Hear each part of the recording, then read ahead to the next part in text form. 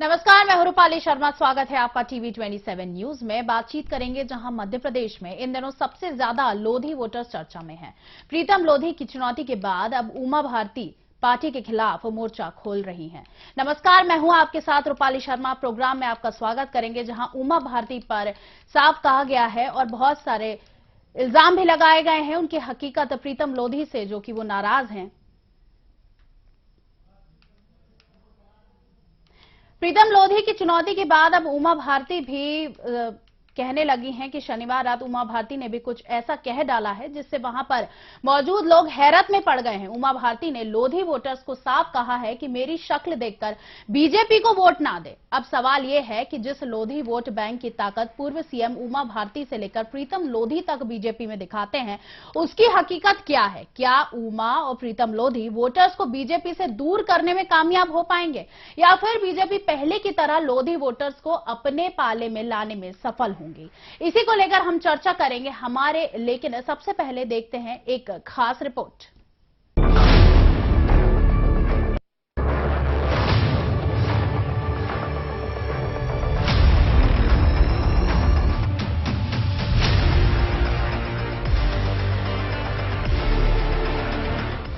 पहली शराबबंदी, फिर महादेव की रिहाई। ये ताला बहुत छोटा है, ये टूट सकता है, मेरे भी एक घूसे से टूट जाएगा, लेकिन हम मर्यादा में रहेंगे। हम मर्यादा पुरुषोत्तम भगवान राम को बख्शे। और अब लोधी समाज को नसीहत। मैं आऊंगी, मैं लोगों का वोट मांगूंगी। मैं वोट में कभी नहीं कहती हूँ कि लोधी हो तुम भाजपा को वोट करो। लगातार सियासी जमीन होती जा रही पूर्व मुख्यमंत्री एक बार फिर चर्चा में है, लेकिन इस बार उमा भारती ने बीजेपी के साथ साथ सरकार को भी सख्ते में डाल दिया है। उमा भारती ने शनिवार को एक कार्यक्रम में अपने भाषण में कहा, मैं लोधी वोटर्स से कभी नहीं कहूंगी कि वो बीजेपी को वोट दें। वैसे मेरा फोटो कभी नहीं दिखाती, चुनाव में जरूर दिखाया जाएगा। हाँ, कल्याण सिंह जी का भी यही हाल है, वैसे फोटो नहीं दिखाएंगे लेकिन चुनाव में दिखाएंगे। तो आपका दिल आ जाता है कि हमारा नेता जिधर है हम भी उधर हैं। नहीं, आपको अपने अधिकार के लिए लड़ना है। मैंने बीजेपी छोड़ी नहीं थी, ध्यान रखिएगा, मुझे निकाला गया था और ये शायद डिजाइन पहले से बनी हुई थी कि इससे सरकार बनवा लो और फिर इसको निकालो, तो यहाँ सरकार बनाने की औकात किसी की थी ही नहीं। मैं आऊंगी, मैं अपनी पार्टी के मंच पे आऊंगी, मैं लोगों का वोट मांगूंगी। मैं वोट में कभी नहीं कहती हूँ कि लोधी हो तुम भाजपा को वोट करो, नहीं। उमा भारती यही नहीं रुकी। उमा भारती ने लोधी वोटर्स को अपने पावर के बारे में बताया। प्रदेश की कितनी विधानसभा सीटों पर लोधी वोटर्स का कितना प्रभाव है, इसके बारे में उमा भारती ने विस्तार से जानकारी दी। आइए सुनते हैं। आपका वोट बहुत है, लगभग 50 विधानसभाओं में मध्य प्रदेश में 50 में से 27 तो ऐसी हैं कि आप जिसको चाहोगे वो जीतेगा, नहीं तो जीत नहीं सकता। इसके बाद उमा भारती ने अपने आप को बीजेपी से बंधे होने का हवाला देते हुए खुद को पार्टी का निष्ठावान कार्यकर्ता बताया। क्योंकि मैं तो अपनी पार्टी की निष्ठावान सिपाही हूँ, लेकिन मैं आपसे थोड़ी अपेक्षा करूंगी कि आप पार्टी के निष्ठावान सिपाही होंगे। उमा भारती का ये वीडियो सामने आने के बाद कांग्रेस ने बीजेपी पर हमला किया है। कांग्रेस ने कहा कि बीजेपी में उमा भारती की उपेक्षा की जा रही है। उमा भारती जी द्वारा लोधी समाज को इस बंधन से मुक्त करने का जो भाषण है, जिसमें उन्होंने कहा कि मैं तो पार्टी से बंधी हुई हूं, लेकिन आप स्वतंत्रता पूर्वक मतदान करें, और ये अपने आप में इस बात का द्योतक है कि कितनी गहन उपेक्षा भारतीय जनता पार्टी द्वारा उमा भारती जी जैसी नेताओं की जा रही है। उमा भारती के इस बयान के बाद प्रदेश की राजनीति में हड़कंप मचना तय है। ऐसे में बीजेपी इसे कैसे मैनेज करेगी, ये देखना दिलचस्प होगा। भोपाल से दीपक श्रीवास्तव की रिपोर्ट, टीवी 27 न्यूज।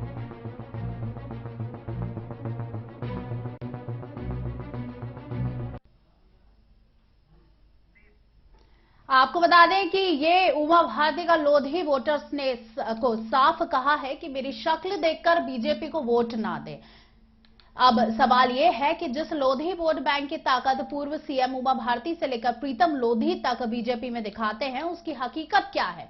क्या उमा और प्रीतम लोधी वोटर्स को बीजेपी से दूर करने में कामयाब हो पाएंगी या फिर बीजेपी पहले की तरह लोधी वोटर्स को अपने पाले में लाने में सफल होगी? इसी को लेकर हम चर्चा करेंगे आज। और इसी पर अधिक जानकारी के लिए हमारे साथ नीरज श्रीवास्तव ब्यूरो हेड जुड़ गए हैं। नीरज, मेरी शक्ल देखकर बीजेपी को वोट ना दे। अब सवाल यह है कि जिस लोधी वोट बैंक की ताकत पूर्व सीएम उमा भारती से लेकर प्रीतम लोधी तक बीजेपी में दिखाते हैं, आज ये इतना बड़ा बयान सामने आ रहा है उमा भारती का, क्या निष्कर्ष इससे निकाला जाए? जी बिल्कुल, देखिए उमा भारती की बात की जाए रूपाली, तो शुरू से ही अपने वक्तव्य को लेकर जो है चर्चा में रही है और आए दिन जो है सरकार को शराबबंदी पर घेरती हुई नजर आती है। शराबबंदी की बात की जाए तो कई सारे अभियान भी जो है उमा भारती ने चलाए। इसके अलावा पूर्व मुख्यमंत्री उमा भारती ने शराब की दुकान पर पत्थर तक फेंके, यानी कि कहीं ना कहीं सरकार का जो विरोध है वो सीधे सीधे करती वो जो है नजर आती है। ऐसा ही अब एक वीडियो जो है सोशल मीडिया पर काफी तेजी से वायरल हो रहा है, जो कि मानस भवन का बताया जा रहा है, जहाँ पर लोधी समाज के जो युवा वर्ग है उनका जो है सम्मेलन का कार्यक्रम रखा गया था।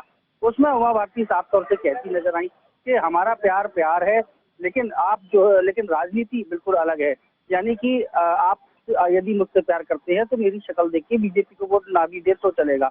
यानी कि कहीं ना कहीं उन्होंने लोधी समाज है उनसे ये साफ कह दिया है कि मैं बीजेपी की कार्यकर्ता हूं और मैं आपके दरवाजे वोट मांगने आऊंगी, लेकिन ये आपका विवेक है कि आपको किसको वोट देना है। तो कहीं ना कहीं जो है पूर्व मुख्यमंत्री उमा भारती एक बार जो है फिर मुखर दिखाई दी है और इस तरह का जो बयान उन्होंने लोधी समाज के लिए दिया है और उसको लेकर जो है सुबह से ही राजनीतिक माहौल गर्म है।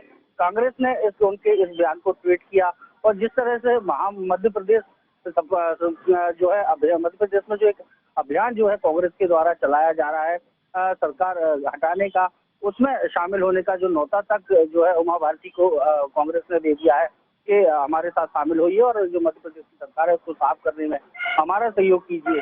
तो रूपाली, ऐसा पहली बार नहीं है कि उमा भारती जो है सरकार के खिलाफ या फिर बीजेपी के खिलाफ पहली बार मुखर हुई हो। इससे पहले भी वो कई बार इस तरह के बयान दे चुकी हैं। यदि बात की जाए प्रीतम लोधी की, तो प्रीतम लोधी को जिस तरह से उन्होंने ब्राह्मणों के ऊपर एक टिप्पणी की थी और उनको जो है भाजपा से आनंद फानंद में निष्कासित कर दिया गया था। हालांकि प्रीतम लोधी ने इसके लिए लिखित में भी शिकायत मानी थी और मीडिया के जरिए भी जो है लोगों से जो है माफी मांगी थी।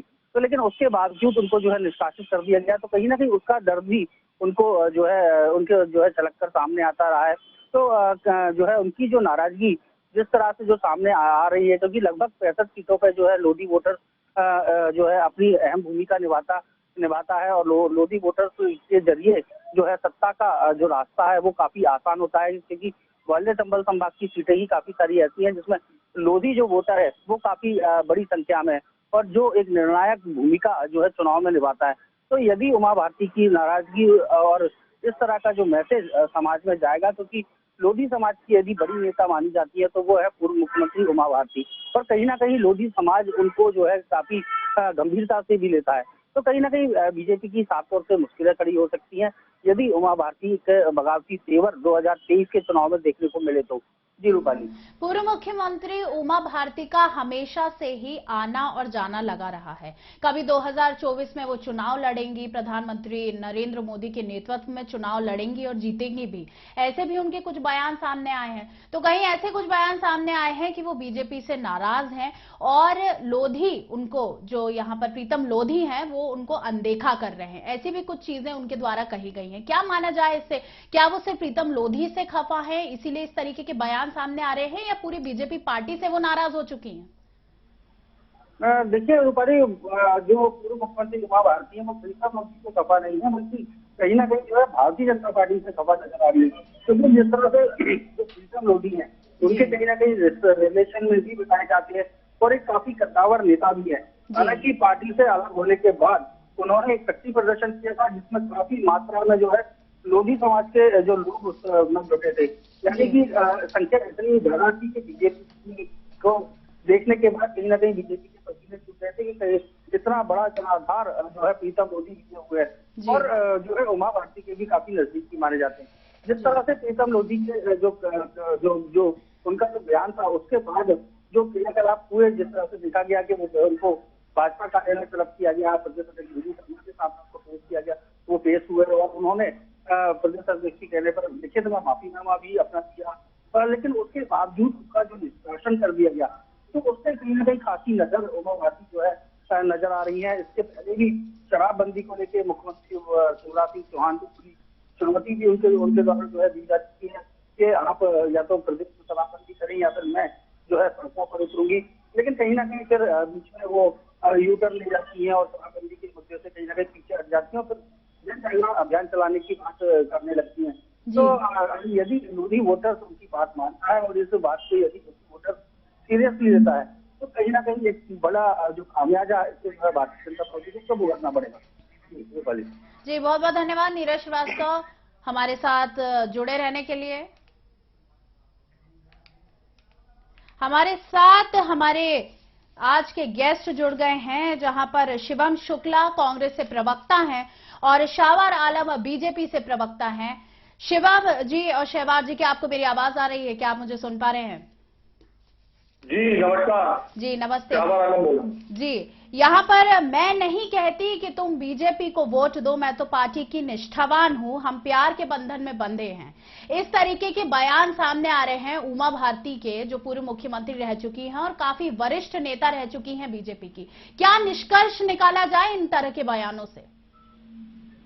देखिए मेरा ऐसा कहना है कि हर बात के जी कई मायने होते हैं जी, और सही मायने ये हैं कि उनके बयान में उन्होंने ये कहा है कि लोधी समाज तो भारतीय जनता पार्टी को वोट देता है और जो भारतीय जनता पार्टी में नहीं है वो विचार करें। तो किससे विचार करना है? एक्चुअल में देखा जाए तो लोधी समाज जो है वो भारतीय जनता पार्टी का परंपरागत वोटर रहा है, जनसंघ संघ वो भारतीय जनता पार्टी का, और लगभग 97% लोधी समाज के लोग भारतीय जनता पार्टी को ही वोट करते हैं। जी क्या माना जाए उमा भारती प्रीतम लोधी के अनदेखे से खफा है? बताया जा रहा है कि उनको कई बार प्रीतम लोधी ने अनदेखा किया है, जिस तरीके से वो खफा हुई हैं और इस तरीके के बयान दे रही हैं, लोधी समाज को दे रही हैं। तो क्या माना जाए प्रीतम लोधी और उनके बीच में कुछ चल रहा है, नाराजगी चल रही है? देखिए पहली बात तो ये है कि उमा भारती जी 13 वर्ष की आयु से संघ जनसंघ और भारतीय जनता पार्टी से जुड़ी हैं और राजमाता सिंधिया जी की शिष्या, तो वो कभी नहीं चाहेंगी कि उनके समाज का वोट खासतौर से कांग्रेस या अन्य किसी राजनीतिक दल में चला जाए। तो जो 97% लोग तो जुड़े ही हुए हैं, और अगर मुझे लगता है कि कहीं भी उनकी बात में इस प्रकार का मामला कहीं आई नहीं रहा सामने कि उन्होंने भारतीय जनता पार्टी को वोट न करने की अपील की, बल्कि यही कहा है कि लोधी समाज तो है ही और मैं तो हर समाज से वोट की अपील करती हूँ भारतीय जनता पार्टी को वोट करें, यही तो कहा है। और अगर कहीं भी ये लगता है ऐसा कि उनकी नाराजगी है तो मैं नहीं मानता कि उनकी कोई नाराजगी भारतीय जनता पार्टी से हो। जी शिवम शुक्ला जी, कुछ कहना चाहेंगे आप इस बयान पर?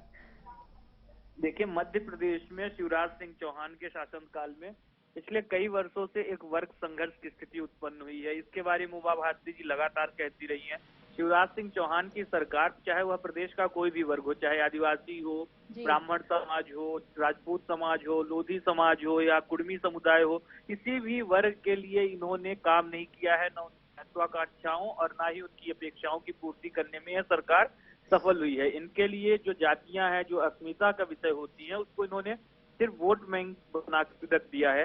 इन्होंने जातियों को वोट बैंक के पॉकेट के रूप में देखा। हमने देखा ही था कि इनके जो प्रदेश प्रभारी है मुरलीधर राव, वो कह रहे थे कि ब्राह्मण और बनिया इनकी जेब में है। इसी प्रकार से उन्होंने लोधी समाज के साथ भी कई बार उनका वोट लेने के बाद उनको प्रशासन में उनकी और अन्य जो पद होते हैं वहां पे उनका प्रतिनिधित्व नहीं सुनिश्चित किया है, जिसके कारण कहीं न कहीं समाज में एक रोष व्याप्त है। उमा भारती जी निरंतर उपेक्षित और एक तरीके से साइड लाइन महसूस कर रही है भारतीय जनता पार्टी के अंदर। इतनी वरिष्ठ नेत्री होने के बावजूद शिवराज सिंह चौहान आज जिस उमा भारती को पदायुचित करके प्रदेश की सत्ता पर काबिज है, कहीं न कहीं उन्होंने उनके द्वारा संघर्ष करके बनाई हुई सरकार का ही मलाई खाने का काम किया। लेकिन इसके बावजूद भी उमा भारती आज जब मध्य प्रदेश में शराबबंदी की मांग करती हैं, मध्य प्रदेश में अन्य कोई मुद्दे को उठाती हैं, तो कहीं ना कहीं सरकार उनके ऊपर अनैतिक दबाव डालने का काम करती है। और यही कारण है कि जब वो अपने समाज के एक कार्यक्रम में गई तो अपने दर्द को बयां करने से स्वयं को रोक नहीं पाई और उन्होंने अपने समाज के लोगों से अपील की कि चूंकि वह तो इस पार्टी से लंबे वक्त से जुड़ी हैं और यही कारण है कि वह तो पार्टी नहीं छोड़ सकती, लेकिन समाज को अपनी अस्मिता को ध्यान में रखते हुए, अपने हक और हुकूक को ध्यान में रखते हुए ही वोट करना चाहिए। उमा भारती जी इस बात को अपने समाज को एक स्पष्ट इशारा है कि आप कांग्रेस पार्टी के पक्ष में वोट करिए, क्योंकि भारतीय जनता पार्टी आपका जो एक सामाजिक प्रतिनिधित्व है उसको सुनिश्चित नहीं कर पा रही है। और यह सिर्फ एक समाज की बात नहीं, शिवराज सिंह चौहान स्वयं जिस समाज से आते हैं उसके साथ भी वह उस प्रकार से न्यायोचित व्यवहार नहीं कर पाए हैं। तो यह घोटालेबाज मुख्यमंत्री सिर्फ अपने और अपने परिजनों के लिए इन्होंने अकूत संपत्ति के संचय का काम किया है। इसके अलावा किसी भी रूप में न मध्य प्रदेश में कोई विकास की योजना, और विशेषतः इस कार्यकाल में, पिछले कार्यकाल में मध्य प्रदेश को इन्होंने विकास देने के लिए कुछ योजनाएं लाई थी, कई योजनाएं सफल हुई, कई असफल हुई, कईयों में भ्रष्टाचार हुआ। लेकिन इस कार्यकाल में शिवराज सिंह चौहान बुरी तरीके से नाकाम नजर आए हैं, जहां उनका न अपने मंत्रियों के ऊपर होल्ड रहा है। कल आपने देखा कि किस प्रकार से मंत्रियों को बताया जा रहा है अपने विभागीय परफॉर्मेंस को सुधारिए, नहीं तो आपकी टिकट काट दी जाएंगी। तो ऐसे नकारा और लाचार प्रदर्शन वाले मंत्रियों को आखिर मध्य प्रदेश की जनता के ऊपर क्यों थोपा जा रहा है? शिवराज सिंह चौहान की सरकार में आखिर कोई इंफ्रास्ट्रक्चर को लेकर के बृहद स्तर की योजना क्यों नहीं बन पाई, जिससे इस प्रदेश में रोजगार का सृजन हो, इस प्रदेश के युवाओं को रोजगार करने के अवसर मिल सके? तो और ना ही कोई ऐसा सोशल वेलफेयर स्कीम चलाया गया है जिससे डायरेक्ट बेनिफिशियरी ट्रांसफर के माध्यम से या किसी अन्य रूप में जो प्रदेश का आम जनमानस है, गरीब वर्ग है, शोषित वर्ग है, उसको अधिकार मिल पाए या उसकी जिंदगी सुलभ हो सके। यह सरकार कहीं न कहीं भ्रष्टाचार और दलाली की भेंट चढ़ गई है। यह जो शिवराज सिंह का आखिरी कार्यकाल है, और इस सरकार में उन्होंने जो गवर्नेंस के इशूज है उनको किनारे करते हुए कहीं न कहीं एक कट्टरवाद की राजनीति को बढ़ाने का काम किया है। और यह जो एक रोष है वह सिर्फ आम जनता और कांग्रेस पार्टी के कार्यकर्ताओं में नहीं, कहीं न कहीं भारतीय जनता पार्टी के अपने नेताओं में इस बात को लेकर के चिंता है कि जिस प्रकार से प्रशासन चल रहा है, जिस प्रकार से चीजें आगे बढ़ रही हैं, वह कहीं न कहीं मध्य प्रदेश में भाजपा के अंत की ओर इशारा कर रहा है। और 2023 के चुनावों में जनता और भारतीय जनता पार्टी के लोगों को भी शायद सिर्फ कमलनाथ जी से उम्मीद है कि वह एक बार पुनः कांग्रेस पार्टी जब सरकार में आएगी उनके नेतृत्व में, तो वही मध्य प्रदेश को विकास के मार्ग पर पुनः से अग्रसर कर सकते हैं। जी, शहवार आलम जी क्या कहना चाहेंगे इस इल्जाम पर शिवम शुक्ला के कि यहाँ पर जो है बीजेपी जाने वाली है और कांग्रेस आने वाली है, इसीलिए उमा भारती के इस तरीके के बयान सामने आ रहे हैं? देखिए, मुझे हंसी आती है। कांग्रेस तो अब इस बात को तलाशने लगी कि कहीं से कोई लाभ मिल जाए। देखिए, 2003 की मैं अगर बात करूं तो उमा भारती जी का नारा था कि उमा भारती संत है और कांग्रेस का अंत है। तो कांग्रेस लगभग अंत हो चुकी है, केवल 2 राज्यों में पूरे देश में बची है, छत्तीसगढ़ और राजस्थान। उमा भारती कभी भी भारतीय जनता पार्टी से नाराज नहीं हो सकती जी, क्योंकि उनके हृदय में बसी हुई है पार्टी जी, और वो जीवन पर्यंत रहेंगी भाजपा में जी। सवाल इस बात का है जी कि उनके द्वारा दिया गया समाज में ये बयान ये दर्शाता है, उन्होंने कहा कि भाजपा को वोट मत दो। तो उन्होंने तो यही कहा ना कि भारतीय जनता पार्टी में समाज वोट देता, मैं तो हर समाज से वोट की अपील करती हूँ जी। तो जो लोग भारतीय जनता पार्टी में नहीं है वो विचार करें, वो स्वतंत्र है। तो 3% लोग जो नहीं है भारतीय जनता पार्टी के वोटर वो भी आ जाए भारतीय जनता पार्टी में, यही उनका कहने का तात्पर्य है। इससे ज्यादा कुछ भी नहीं है। अभी कल या परसों में उनका बयान आ जाएगा, सारे मामले खत्म हो जाएंगे। कांग्रेस जो इस बात को सोच रही है कि हमको आधा प्रतिशत या 1% कोई लाभ मिल जाएगा, तो निश्चित रूप से उनको लाभ नहीं मिलने वाला। उमा जी भारतीय जनता पार्टी के साथ ही जी, लेकिन पहले भी उनके कई ऐसे बयान सामने आए हैं जिस पर उन्होंने कहा है कि पार्टी से मुझे निकाला गया था, ये बीजेपी पार्टी का डिजाइन था कि पहले सरकार आए और फिर उसके बाद मुझे निकाला जाए। तो तो ये इस तरीके के भी कुछ बयान उनके सामने आए थे उमा भारती के, जैसे कि आप कह रहे हैं कि उमा भारती के दिल में बीजेपी बसी है, लेकिन कई उनके बयान इस तरीके के सामने आते रहते हैं जिससे अलग समझ आ रहा है कि उमा भारती भाजपा से नाराज हैं।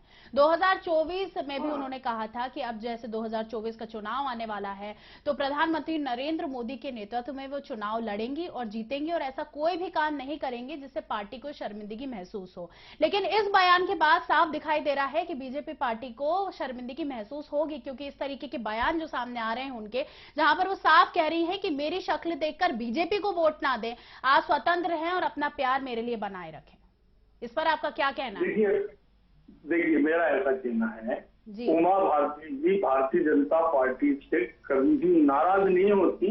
हाँ, वो कभी कभी रूठ जाती हैं जी, तो रूठों को अपना लिया जाता है, परिवार के सदस्य हैं और मुझे नहीं लगता कि कोई बहुत ज्यादा रूठी हो।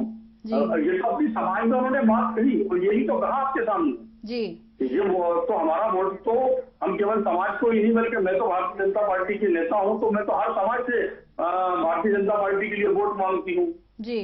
तो उसको कहा इसमें मायने क्यों निकाले जा रहा है, मेरे ये समझ में नहीं आ रहा जी। शिवम शुक्ला जी कुछ कहना चाहेंगे आप? आपको बता दें उमा भारती ने 2 अक्टूबर को सीएम के साथ नशा मुक्ति अभियान में भी शामिल हुई थी, नशा मुक्ति अभियान में शामिल भी हुई और उन्होंने बाद में ट्वीट करके कहा कि मैं निजी तौर पर भाजपा के साथ नशा मुक्ति अभियान में शामिल हूं, लेकिन मुझे जो समाज के लिए कर रहे हैं उनके उससे और ज्यादा भाजपा पार्टी को करना चाहिए।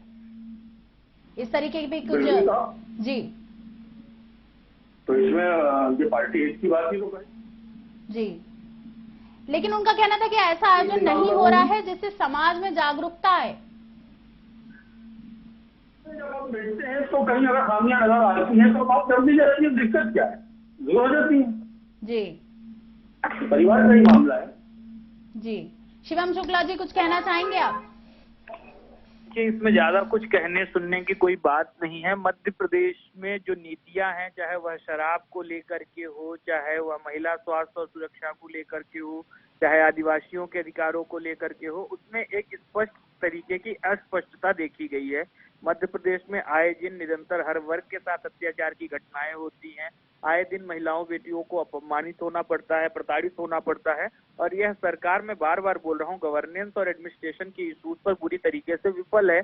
और उमा भारती जी का नित नया बयान आना इस बात को स्पष्ट संकेत करता है कि वह इस चीज को भाप चुकी है कि मध्य प्रदेश की सरकार कहीं न कहीं एक बार अब पुनः भारतीय जनता पार्टी के हाथ से जाने वाली है, क्योंकि इन्होंने जैसा 15-20 वर्षों में प्रदेश की जनता को छलने का काम किया है। शिवराज सिंह चौहान जो लगातार डकैती की सत्ता के बल पर मुख्यमंत्री बने हुए हैं, पहले उन्होंने कमलनाथ जी उमा भारती जी से सत्ता को एक तरीके से चुरा करके प्रदेश की सत्ता को हासिल किया था और पुनः उन्होंने जब 2018 में जनता ने उनको नकार दिया तो कमलनाथ जी की चुनी हुई सरकार को गिराते हुए मध्य प्रदेश का मुख्यमंत्री बनने का गौरव। लेकिन शहवाज जी का ऐसा कहना है कि उमा भारती पार्टी से नाराज हुई है, वो शाहवर जी का ऐसा कहना है कि उमा भारती परिवार की एक सदस्य हैं और वो सिर्फ और सिर्फ पार्टी से नाराज हुई हैं, जैसे कि एक पारिवारिक सदस्य नाराज हो जाता है। लेकिन ये सिर्फ एक नाराजगी है, कांग्रेस के विधायक तो कांग्रेस को ही छोड़कर चले गए थे, यहाँ पर उमा भारती छोड़कर नहीं गई हैं। उनका ये कहना है कि बीजेपी अभी भी स्ट्रांग है, सिर्फ नाराजगी से ये नहीं जताया जा सकता कि वो कांग्रेस के लिए वोट मांग रही थी वहां पर। देखिए अब इस प्रदेश में 2 ध्रुवीय चुनाव होते हैं। भारतीय जनता पार्टी का एकमात्र विकल्प जो इस प्रदेश की जनता के सामने है, जो पिछले कई वर्षों से उनके कार्यों के लिए लड़ाई लड़ रहा है, वो कहीं न कहीं कांग्रेस पार्टी है। तो ऐसे में किंतु और परंतु का कोई विषय तो यहाँ पे बनता नहीं है और उमा भारती जी इस बात को भली भांति समझती हैं कि इस प्रदेश की जनता का विश्वास जीतने में किस प्रकार का श्रम करना पड़ता है। और शिवराज सिंह चौहान जो लगातार झूठे छल प्रपंच के बल पर सत्ता हासिल कर रहे हैं, उनकी और उमा भारती की कहीं न कहीं एक प्रकार से कोई तुलना ही नहीं की जा सकती। उमा भारती ने इस प्रदेश में भारतीय जनता पार्टी को एक स्पष्ट जनादेश के साथ सत्ता में पहुंचाया था, उसके बाद शिवराज सिंह चौहान ने छल प्रपंच करते हुए सत्ता को हथियाया था। उमा भारती जो बातें कह रही हैं उनको अभी भी वक्त रहते मुख्यमंत्री को संज्ञान में लेना चाहिए। हर जातिगत वर्ग, हर धार्मिक वर्ग को उसके हिस्से का मान सम्मान देना चाहिए। लेकिन अब यह चूंकि इनकी नियत ही इस प्रकार की नहीं है तो अब जनता इनको चुनावों में जवाब देगी। जी बहुत बहुत धन्यवाद शिवम शुक्ला जी और शाहवर आलम जी हमारे साथ जुड़ने के लिए।